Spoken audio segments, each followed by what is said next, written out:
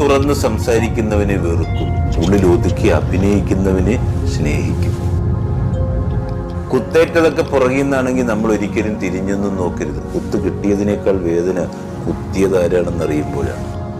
ഈ അനുഭവങ്ങളൊക്കെ തീക്കനലുകൾ പോലെയാണ്. കത്തുകയോ അണയുകയോ ഒന്നുമില്ല, നീറി അങ്ങനെ പുകഞ്ഞുകൊണ്ടിരിക്കും.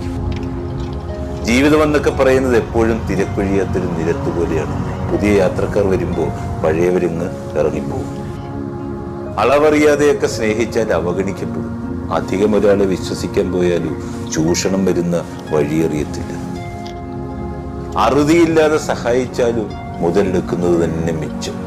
പിരിഞ്ഞു പോയവരോടും ഒറ്റപ്പെടുത്തി അകന്നു പോയവരോടും പരിഭവമോ പരാതിയോ ഒന്നും വേണ്ടെന്ന്.